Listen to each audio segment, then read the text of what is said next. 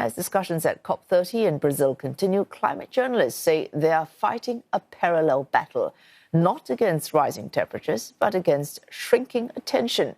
From Asia to Europe and South America, 5 journalists share their fight to keep their story alive at a time of misinformation and political resistance.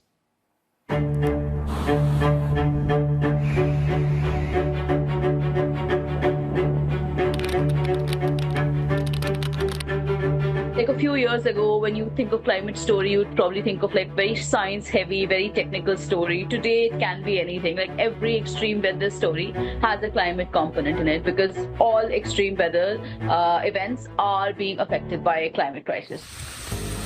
Climate in itself is mainly, it's a slow phenomenon. It's an overall long-term thing. So it may not feel very urgent at times as a story. It may not feel like it should be an editorial priority of the day.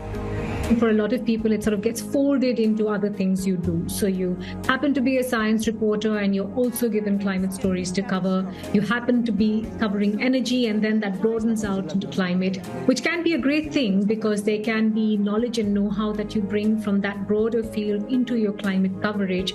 But I think from a newsroom perspective, it hasn't been that vital. Some ground got covered in the last decade, but we've taken some steps back, unfortunately. And that has been a lingering problem. Climate change, it's the greatest con job ever perpetrated on the world, in my opinion. The carbon footprint is a hoax made up by people with evil intentions. So all of these countries are working so hard on the carbon footprint, which is nonsense, by the way. There is a ripple effect, especially after Trump's foreign aid freeze and climate funding freeze. So when the banks, for example, in the U.S. start abandoning their net zero alliances and Securities Exchange Commission move to stop disclosures and all those things, it sends a signal to funders in Asia. So it puts a lens on how climate journalism is really funded in developing Asia and how much of it relies on the U.S. government and philanthropies, and maybe how this should be remodeled. We know that we will have less funds to do climate reporting. In my country, there is not a climate reporter in a major newspaper. So most of the climate reporting is relying or was relying on international funds. Is the reality not only of climate reporting in Paraguay, but most of Latin America and the global south, to be completely honest. Without international funding, there is not climate journalism. The realistic view is that there has been collateral damage. That damage is visible in terms of the changes and the large and sharp pivots corporates have had to make. That damage is also visible in how some of the philanthropies worldwide have had to take much more cautious steps around climate, either fearing legal action or any other consequences. And it certainly has a trickle-down effect on how journalism continues to report on it, and whether or not that slowly starts receding to the background and doesn't remain such a core story anymore. Well, last year, our newsroom was able to fund my travel to COP29. So we were able to do that. Even if I reported on site for the first time last year, previous to that, I was covering it virtually because there was no outright funding for an additional reporter to go. I am doing the climate reporting in Bangladesh. Bangladeshi people are seeing the climate reporting.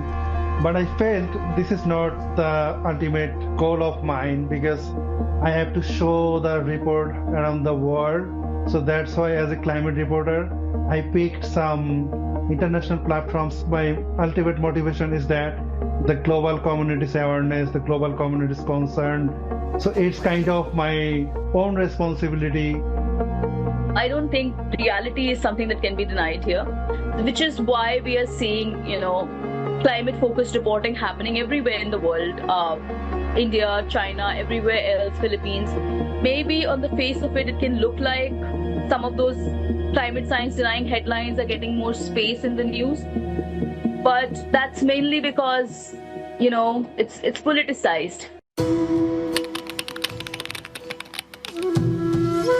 Bangladesh is facing many kind of natural disasters like cyclone, flash flooding, But at the same time, Bangladesh is not getting enough funds, and sometimes the whole world is not concerned about what is happening actually in Bangladesh. For example, they are creating carbon, and the sea level is rising in Bangladesh. So Bangladesh is not actually responsible for that. But in the other side, they are not paying for the damage. We're so used to already. Like if there's a typhoon, it doesn't really scare us too much anymore. We already know what to do. It has to be something that everyone has to realize and not just accept as a part of the natural world, because it's not. It's something that has to be educated or disseminated among people.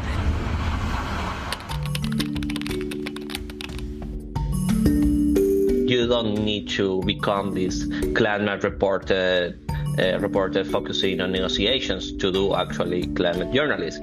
Even so, sometimes it's better if you try to put the climate lens into the coverage you are already doing. The COP is always a gathering of some luxury things because they discussed everything, and so I cannot see the reflection of the global community's commitments. There's certainly a role for journalism to play there in terms of bringing this to the audience, explaining it, putting it in context, as also to a lesser degree in terms of what the research points to give me hope.